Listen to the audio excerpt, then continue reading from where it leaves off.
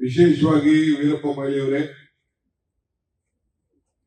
ನಮ್ಮ working president ಇದ್ದಾರೆ, DCC ಅಧ್ಯಕ್ಷರಿದ್ದಾರೆ, ಎಲ್ಲ ಶಾಸಕರ ಮಿತ್ರರಿದ್ದಾರೆ, ಮಾಜಿ ಮಂತ್ರಿಗಳಿದ್ದಾರೆ, ನಮ್ಮ ಪ್ರಚಾರ ಸಮಿತಿ ಅಧ್ಯಕ್ಷರಿದ್ದಾರೆ, ಬ್ಲಾಕ್ ಕಾಂಗ್ರೆಸ್ ಮತ್ತು ಬೂತ್ ಸಮಿತಿ ಅಧ್ಯಕ್ಷರು, ಪಂಚಾಯತಿ ಅಧ್ಯಕ್ಷರು, ಮಹಿಳಾ ಅಧ್ಯಕ್ಷರು, ವಿಶೇಷವಾಗಿ ನನ್ನ ನೆಚ್ಚಿನ ಕಾರ್ಯಕರ್ತರ ತಾವೆಲ್ಲ ಇಷ್ಟು ದೊಡ್ಡ ಸಂಖ್ಯೆ ಬಂದಿದ್ದೀರಿ. ನಿಮ್ಮೆಲ್ಲರೂ ಕೂಡ ನನ್ನ ಸಾಷ್ಟಾಂಗ ನಮಸ್ಕಾರ. ಕಾಂಗ್ರೆಸ್ ಪಾರ್ಟಿ ಅಂದ್ರೆ ನಾಯಕ ಅಂತ ಯಾರು ಇಲ್ಲ, ಎಲ್ಲರೂ ಕಾರ್ಯಕರ್ತರು. ಅವ್ರು ಎಷ್ಟೇ ದೊಡ್ಡವರಾಗಿರ್ಲಿ, ಯಾರು ಅವ್ರ ಬೂತ್ ಅಲ್ಲಿ ಮೆಜಾರಿಟಿ ಕೊಟ್ಟು ನಮ್ಮ ಪಕ್ಷಕ್ಕೆ, ನಮ್ಮ ಗೆಲುವಿಗೆ, ಪಕ್ಷದ ಗೌರವ ಸ್ವಾಭಿಮಾನ ಉಳಿಸ್ತಾನೆ ಅವರೇ ನಾಯಕ. ಸ್ಟೇಜ್ ಮೇಲೆ ಕೂತ್ಕೊಳ್ಳೋದು ನಾವ್ಯಾರು ನಾಯಕರಲ್ಲ. ಇದು ನನ್ನ ವೈಯಕ್ತಿಕವಾದಂತ ಅನುಭವ. ವೇದಿಕೆಯಲ್ಲಿ ನಾನು ರಮನಾಥ್ ರಾಯ್, ಅಭಯ್ ಕುಮಾರ್ ಜೈನ್, ಅಭಯ್ ಚಂದ್ರ ಜೈನ್, ನಮ್ಮ ಸೊರ್ಗೆ, ನಾವೆಲ್ಲ ಇದ್ದೇವೆ. ರಾಜೀವ್ ಗಾಂಧಿ ಅವರು ಒಂದಿನ ಒಂದು ಮಾತು ಹೇಳಿದ್ರು, ಜಿಲ್ಲಾ ಪಂಚಾಯತಿ ಮೆಂಬರ್ ಇದ್ದಾರೆ. 73-74 ತಿದ್ದುಪಡಿ ಸಂದರ್ಭದಲ್ಲಿ ನಾನು ಕೇಳಿದೆ, ಯಾಕಿದು ಅವಶ್ಯಕತೆ ಏನಿದೆ ಅಂತೇಳಿ. ನಮ್ಮಲ್ಲಾಗಲೇ ಇತ್ತು. ಅವರು ಪ್ರಧಾನಮಂತ್ರಿಗಳಾಗಿದ್ದು, ಜಯಪ್ರಕಾಶ್ ನಾರಾಯಣ ಅವರ ಒಂದು ಜಾಗ, ಅವರ ಹೆಸರಿನಲ್ಲಿದ್ದಂತ ಒಂದು ಟ್ರೈನ್ ಸೆಂಟರ್, ಅಲ್ಲಿ ಕೇಳಿದೆ. ಮಣಿಶಂಕರ್ ಅಯ್ಯವರೆಲ್ಲ ಬಂದ್ರು, ವೀರಪ್ಪ ಮೊಯ್ಲಿ ಅವರು ಇದ್ರು.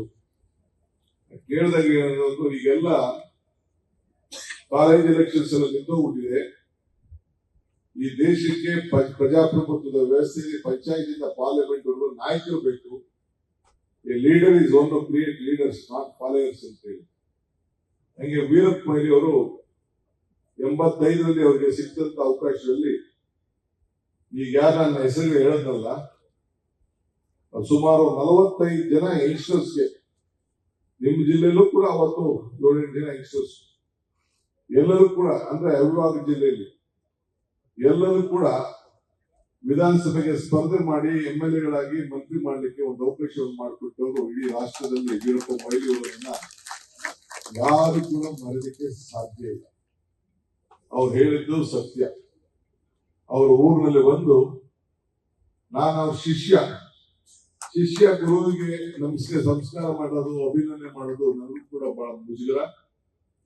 ಆದ್ರೆ ನಿಮ್ಮ ಮಗ, ನಾನು ಕೂತಿರುವಂತ ಸ್ಥಾನ ಪಕ್ಷದ ಅಧ್ಯಕ್ಷ ಸ್ಥಾನ, ಸೊ ಅದರಿಂದ ಬಹಳ ಸಂತೋಷದಿಂದ ಅವರಿಗೆ ತುಂಬ ಹೃದಯದಿಂದ ಅಭಿನಂದಿಸಿದ್ದೇನೆ, ಶುಭ ಹಾರೈಸಿದ್ದೇನೆ. ಇನ್ನು ಹೆಚ್ಚಿಗೆ ಅವರಿಗೆ ಜನರ ಸೇವೆ ಮಾಡುವಂತ ಅವಕಾಶ, ಸೌಭಾಗ್ಯ, ನಿಮ್ಮೆಲ್ಲರ ಆಶೀರ್ವಾದ ಸದಾ ಇರಲಿ ಅಂತ ಹೇಳಿ ನಾನು ಭಗವತ್ನಲ್ಲಿ ನಾನು ಪ್ರಾರ್ಥನೆಯನ್ನು ಮಾಡಲಿಕ್ಕೆ ನಾನು ಬಯಸ್ತೇನೆ.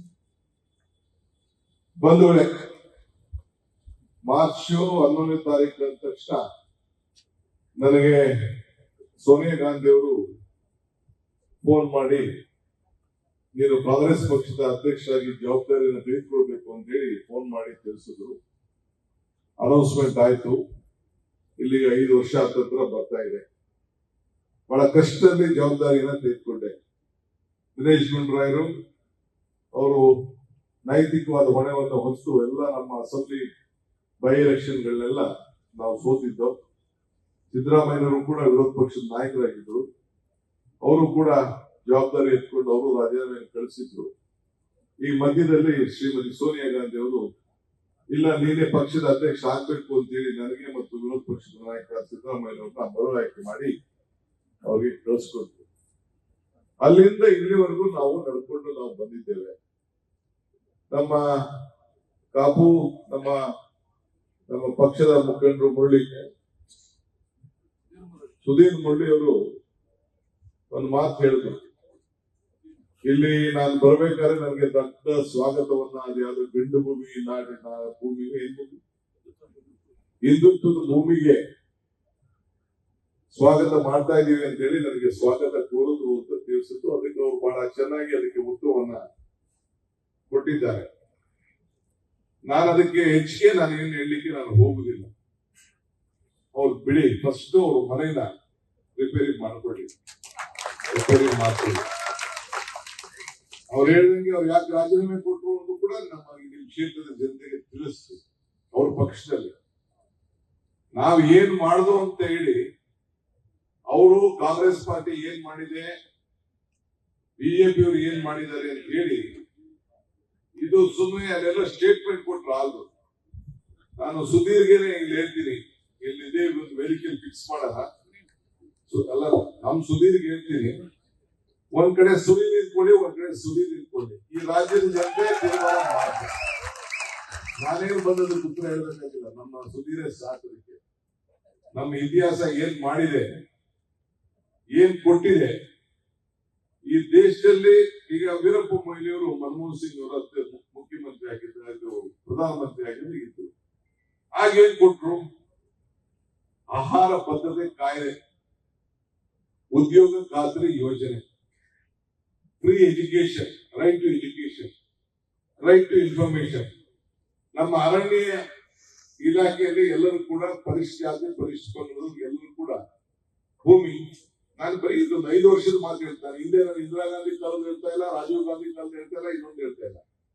ಹೀಗೆ ಬೇಕಾದಷ್ಟುಗಳನ್ನ ಕಾನೂನುಗಳನ್ನ ತೆಗೆದುಕೊಂಡು ಬಂದ. ನಾವು ಕೂಡ ಸಿದ್ದರಾಮಯ್ಯವರು ಮುಖ್ಯಮಂತ್ರಿ ಆದ್ಮೇಲೆ ಇಂಥದ್ದು ಅನೇಕ ತಂದು ಪಂಗಡದವರಿಗೆ ಅವರ ಜನಸಂಖ್ಯೆ ಆಧಾರದ ಮೇಲೆ ಅವರಿಗೆ ಹಣ ಸೀಮಿತವಾಗಿ ಇಡಬೇಕು ಅಂತೇಳಿ ಒಂದು ವಿಧಾನಸೌಧದಲ್ಲಿ ಒಂದು ಕಾನೂನನ್ನು ತೆಗೆದುಕೊಂಡು ಬಂದು ಇವತ್ತು ನಾವು ಅದ್ರ ಪ್ರಕಾರ ಇವತ್ತು ನಾವು ನಡ್ಕೊಂಡು ನಾವು ಬರ್ತಾ ಇದ್ದೇವೆ.